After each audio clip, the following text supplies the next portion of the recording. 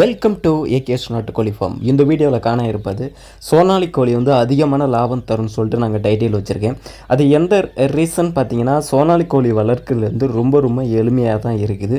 இதோட நோய் தாக்கங்கள் பார்த்திங்கன்னா, டே ஓல்டு சிக்கு நம்ம எடுத்து வளர்த்தோம்னா அதுலேருந்து ஒரு 25 நாள் 26 நாள் வரைக்கும் தான் அந்த ப்ராப்ளம் வருது. சரிங்களா? ஒரு நோய் ப்ராப்ளமும் பார்த்திங்கன்னா இந்த டேட்டுக்குள்ளே தான் வருது. அதுக்கப்புறம் வந்து பெருசாக ஒன்றும் வர்றதும் கிடையாது.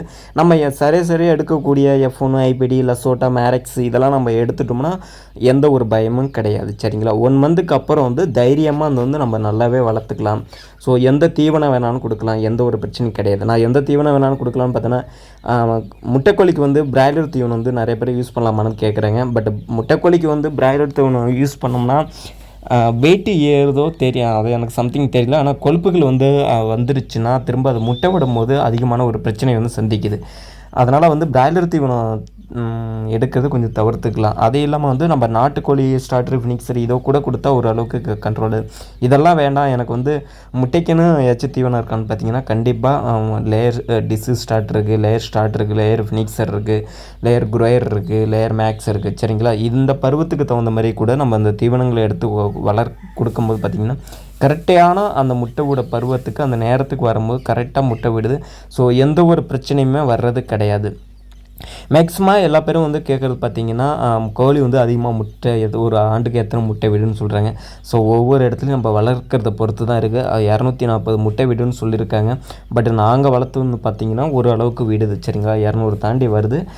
அதுவும் வந்து மேய்ச்சல் முறையில் வந்து விட்டிங்கன்னா இவ்வளோ ஒரு முட்டைகள் நம்ம பார்க்க முடியாது. ஆனால் முட்டையோட குவாலிட்டி கொஞ்சம் நல்லா இருக்குமே தவிர கோழிகள் வந்து ஃப்ரீயாக சுற்றிட்டு இருந்தால் கொஞ்சம் முட்டைகள் குறையுது. ஸோ ஒரு சின்ன இடத்துல நம்ம கோழி விட்டு வளர்த்தோம்னா சூப்பராக இருக்குது. நோய் தாக்கங்களும் ரொம்ப குறைவாக இருக்குது. ஸோ கொத்திக்கிற பிரச்சனையே அந்த கோழியை பொறுத்தளவு கிடையவே கிடையாது. சரிங்களா?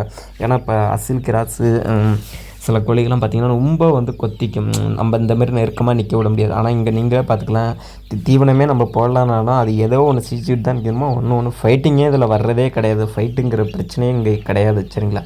அதனால் வந்து பயப்படாமல் இங்கே வளர்க்கலாம். ஸோ இப்போ எங்கள்கிட்ட இருக்கிறது பார்த்திங்கன்னா 52 நாட்கள் ஆகுது. இந்த கோழி குஞ்சுகள் அனைத்துமே வந்து விற்பனைக்கு உள்ளது.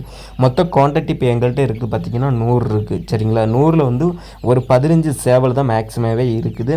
ஸோ தேவைப்படுற நம்பர்கள் வந்து எங்களை தொடர்பு கொள்ளலாம். தமிழ்நாடு முழுவதுமே நாங்கள் வந்து டெலிவரி பண்ணி தரோம்.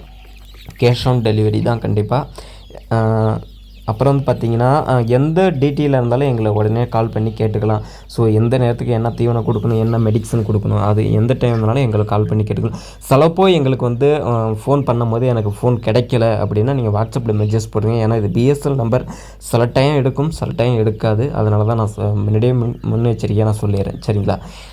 சோனாலி கோழிகள் எல்லாமே வந்து பார்த்திங்கன்னா நோய் எதிர்ப்பு சக்தி இருக்கிறதுனால வந்து நமக்கு எந்த ஒரு பிரச்சனையுமே வர்றது கிடையாதுன்னு நினச்சிட்டு நம்ம அப்படியே விட்டுறக்கூடாது. ஸோ அதுக்கு ரெகுலராக எடுக்கக்கூடிய நம்ம வந்து மாதத்துக்கு ஒரு வாட்டி குடல் புழு நீக்கம் பண்ணணும், 2 மாதத்துக்கு ஒரு வாட்டி ஆர்டிவிக்கு இன்ஜெக்ஷன் எடுத்து வரணும், வாரத்துக்கு ஒரு நாள் வந்து பார்த்திங்கன்னா லிவர் டானிக்கை கொடுக்கணும். இதெல்லாம் கொடுத்தா தான் கோழிகள் வந்து எந்த ஒரு நோயும் இல்லாமல் சூப்பராக வளர்ந்து வரும். ஏன்னா நிறைய பேர் வந்து சிக்கை எடுத்துகிட்டு போயிட்டு ஏதாவது ஒரு குறைகள் இருக்குதுன்னு சொல்லுவாங்க. அப்போ வந்து கேட்டிங்கன்னா இன்ஜெக்ஷனை சரியாக எடுத்துருக்க மாட்டாங்க, குடல் புழு நீக்கம் பண்ணியிருக்க மாட்டாங்க. ஏதாவது ஒரு பிரச்சனை இருக்கிற வயசு தான் நோய் வரும். நோயே வராமல் வளர்க்கணும்னா நம்ம கையில் தான் இருக்குது. சரிங்களா? இதுக்கு வந்து பார்த்திங்கன்னா நிறைய இயற்கை தீவனங்கள் இருக்குது. அந்த இயற்கை தீவனங்களே நல்ல மெடிசனாக இப்போ இருக்குது. ஸோ நான் அடுத்த வர வீடியோவில் நான் கண்டிப்பாக ஒவ்வொன்றா சொல்கிறேன். எங்கள் ஃபார்மில் நான் என்னென்ன சொல்லி யூஸ் பண்ணிகிட்ருக்கேங்கிறத கண்டிப்பாக சொல்கிறேன். அது அடுத்த வாட்டி போடுற வீடியோலாம் வந்து பார்த்திங்கன்னா டே ஓட்லேருந்து எப்படி வளர்க்குறோம் அதை பற்றி தான் போட போகிறேன். ஏன்னா எல்லாருக்குமே ஒரு டவுட் இருக்குது.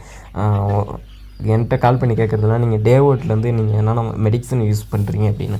நான் வந்து பெருசாக ஒன்றும் மெடிசன்லாம் யூஸ் பண்ணுறதே கிடையாது. சரிங்களா? நம்ம வந்து பார்த்திங்கன்னா எல்லாமே ஆயுர்வேதத்தில் தான் நம்ம வந்து போகிறோம்.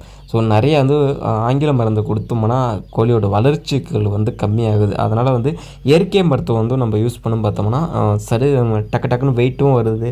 ஸோ நல்லா க்ரோத்தாக இருக்குது, நல்ல நோய் எதிர்ப்பு சக்தியோடு இருக்குது. மேலும் எங்களை ஏகேஎஸ் ஃபார்மை பற்றி ஃபுல் டீட்டெயில் தெரிஞ்சுக்கணும் எங்கள் யூடியூப் சேனலை சப்ஸ்கிரைப் பண்ணி வச்சுட்டு பாருங்கள். கண்டிப்பாக வந்து அடுத்தடுத்து ஒரு வீடியோ வந்து பார்த்திங்கன்னா கோழி வளர்க்கறதுலேருந்து ஒரு நல்ல ஒரு சக்ஸஸ்ஃபுல்லான நிலைமைக்கு எப்படி வருது அப்படிங்கிறத பற்றி தான் நாங்கள் சொல்ல போகிறோம். இந்த வீடியோ பிடிச்சிருந்தால் லைக் பண்ணுங்கள், ஷேர் பண்ணுங்கள். தேங்க்யூ.